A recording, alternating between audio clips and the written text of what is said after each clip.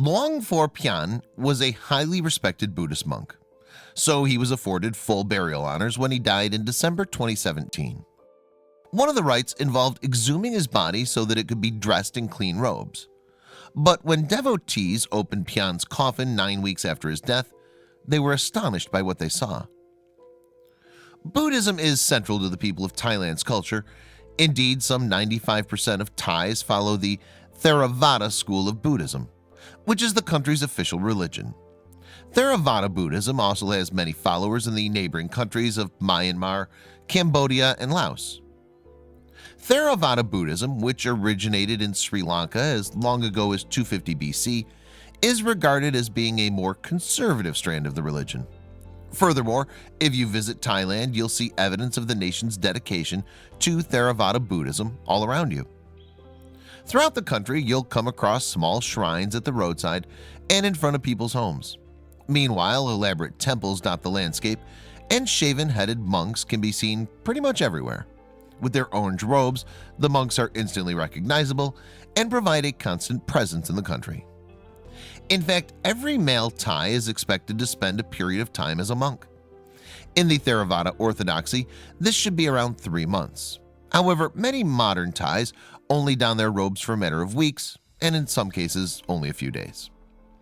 This cultural imperative to become a monk, even if only for a short while, explains why there are some 38,000 temples in Thailand. And at any one time, these play host to around 300,000 followers.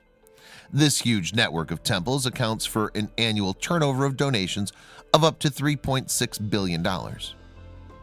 Part of many Thais' daily routine is the giving of alms to monks. In return, monks act as celebrants at important religious occasions such as funerals. They're also tasked with promoting the teachings of the Buddha. Although most Thai men spend at least a few weeks living as monks, there are also those that dedicate themselves for a far longer period. This path starts in childhood when young boys become what's known as samanera, a position akin to an apprentice or trainee. Many Thais will go on to become monks after a year or two spent as samanera. Typically, they'll spend perhaps 2 or 3 years in the role before returning to secular life. Those that elect to commit even further usually focus on one particular aspect of Buddhism, such as meditation. Luang Phor Pian, the monk we met earlier, was born in Cambodia but rose to eminence as a monk in the Lopburi region of Thailand. Pian had been married and was a father of 7 sons and 2 daughters. Pian ordained as a monk late in life, at the age of 50, at a temple called Wat Kampeng in the Ban Mi district of Lopburi. Then, following many years of faithful service, the holy man fell ill and was admitted to hospital in the Thai capital, Bangkok. On November 16, 2017, Pian died in hospital. His body was subsequently taken to Wat Kampeng and laid to rest in a coffin as Thai tradition dictates. But that wasn't the end of the story. His followers and fellow monks were to witness the extraordinary phenomenon when Pian was removed from his coffin some weeks later in January 2018. Pian was taken from his coffin as part of a funeral ritual that includes changing the deceased's clothes and replacing them with fresh robes. This practice takes place during the 100 days that the body is kept before cremation is carried out at the temple. In fact, Thai funerals can be quite elaborate affairs, surrounded by complex rituals. The first step after death is to bathe the body before dressing it and laying it to rest. The body will then be displayed in its coffin, and monks will perform a traditional chant called the Abhidhamma. However, when Pian's body was removed for redressing, it appeared to show no signs normally associated with decomposition. Indeed, reports suggested that the body resembled that of someone who'd only been dead 36 hours. And what's more, Pian appeared, even in death, to be smiling. This was regarded as highly significant. Many devout Buddhists believe that the fact that Pian's body had not decomposed and that he seemed to be smiling in death was hugely important. It's indicated that this pious Buddhist had reached the highest state of perfection, known as nirvana.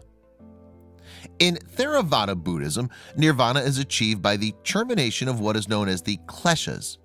These are the negative traits such as jealousy and anger that pollute a person's body. When these have been banished, and individuals such as Pian can free themselves from the endless cycle of death and rebirth. There have actually been other cases of Buddhist monks who have died and subsequently displayed no signs of decomposition. A notable example of this phenomenon came in 2015 when the corpse of a monk was found in Mongolia. The body was wrapped in cowhides and sitting in the lotus position. Moreover, a doctor to the Dalai Lama, Barry Kurtzen, said that despite appearances, the monk was actually not dead. Rather, he was in a deep meditative state known as Tukdam. Kurtzen went on to explain, if the meditator can continue to stay in this meditative state, he can become a Buddha.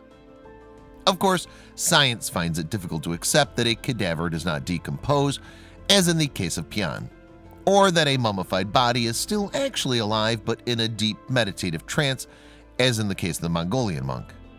But perhaps religion still holds some secrets that contemporary science has no explanation for.